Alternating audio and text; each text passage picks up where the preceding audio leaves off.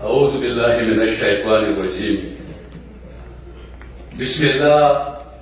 الرحمن الرحيم. وتعز من تشاء وتذل من تشاء بيدك الخير إنك على كل شيء قدير. उर्दू समझने वाले जो दोस्त हैं उसके लिए दो शेर फराज अहमद के। सुना है लोग उसे आंख भर के देखते हैं, सुना है लोग उसे आंख भर के देखते हैं, सो उसके शहर में कुछ दिन ठहर के देखते हैं। सुना है रब थे उसको खराब हालों से, सो अपने आप को बर्बाद करके देखते हैं। शराब भी था देख बार मोहम्मद से सो शिरूनो नजम उमदागा वली जमा मशर हक ते शराब पाटे मलगरे खपल मार गड़वा खपल तमाशा को पाड़ू खपल मार गड़वा खपल तमाशा को पाड़ू दखल को د ذهنونو جنازه کو پاړو چې سړي په دې ډول راځي هغه کو پاړو خلو به د فریب په طریقه کو پاړو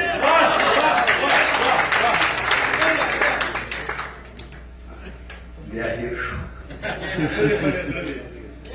چې سړي په دې ډول راځي هغه کو پاړو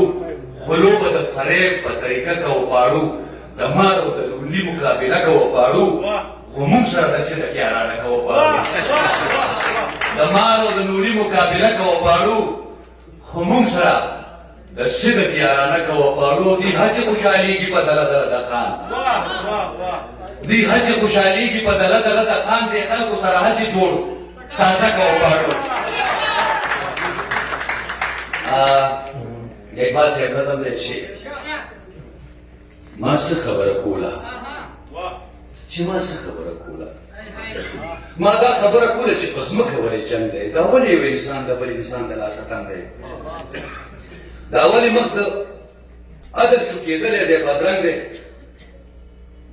دا ولې د شعور په آینه ختلی زنګ دی ما دا خبره کوله ما د زړه خبره کوله خو جمیل الله چې ما څه خبره کوله ما دا خبره کوله چې که یو نشو ورکېږو ما دا خبره کوله چې که یو نشو قتلېږو ما دا خبره کوله چې که یو نشو شرمېږو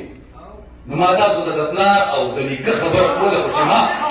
څه خبره کوله ما دا خبره کوله چې په زړونو کې تیارې دي او د سپینو سپینو خلکو په مخونو کې تیارې دي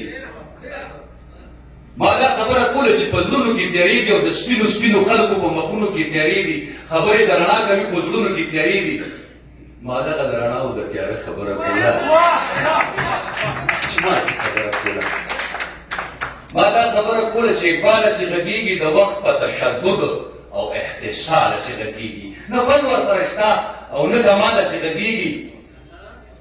نو اقبال خو ګینه ډېره سره په سره خبره کوله